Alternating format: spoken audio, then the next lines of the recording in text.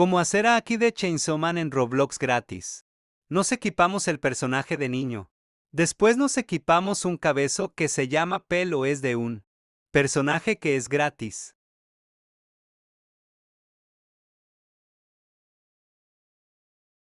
Hay dos camisas, las que quieran.